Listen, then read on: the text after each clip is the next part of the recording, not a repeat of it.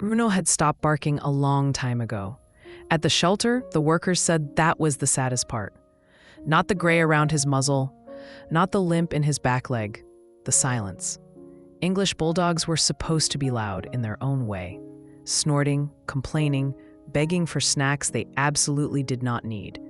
But Bruno simply sat near the corner of his kennel every day, watching people pass him by. Families always chose puppies first, then younger dogs, then prettier dogs. Bruno was older, slower, heavier. One ear bent awkwardly from an old infection, and his wrinkles had faded around his eyes. People called him sweet, but depressing. Then Amelia arrived.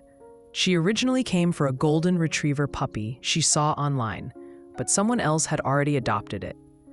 Disappointed, she wandered the shelter while an employee apologized beside her. That was when she noticed Bruno. He wasn't jumping or barking for attention. He was just watching her quietly. Amelia crouched near the kennel gate. "Hi there." Bruno stood carefully. His joints cracked softly as he walked over. Then, without hesitation, he pressed the side of his face against the bars. The employee blinked. He never does that. Amelia scratched beneath his chin. Bruno immediately closed his eyes. That was it. No dramatic movie moment.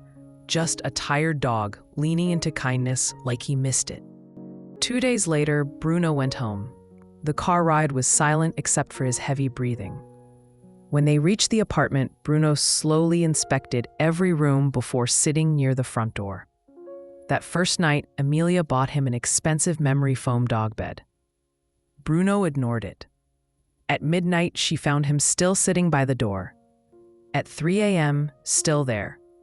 By morning, his eyes looked exhausted. "You know you can sleep, right?" she asked softly. Bruno only stared at the door. Days passed.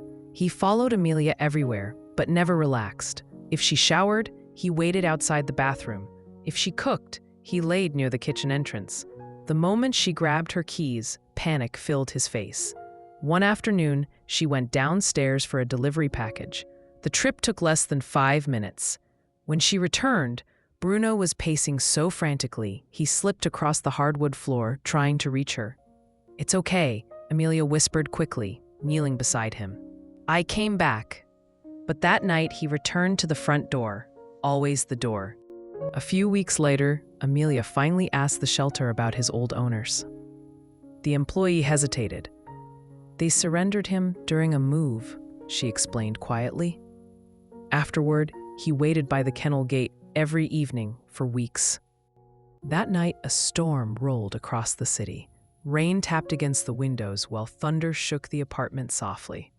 Amelia stood and grabbed her coat. Immediately, Bruno stood too, watching, waiting. She opened the front door halfway, then paused. For the first time, she saw it clearly. The fear in his eyes wasn't dramatic. It looked familiar, like heartbreak he already expected.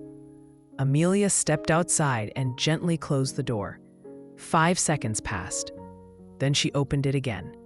Bruno was sitting exactly where she left him, except now he faced away from the door, as if preparing himself before being abandoned again. Amelia's chest tightened instantly. "Oh, Bruno." She dropped beside him on the floor. "I was grabbing the mail, baby. I'm here." For the first time since the adoption, Bruno leaned his full weight against her chest. Not cautious, not hesitant, trusting. Amelia stayed there holding him, while thunder echoed outside. Eventually, Bruno's breathing slowed, then slowed again, until finally, after weeks of waiting by doors and expecting people to leave, Bruno fell asleep in her arms.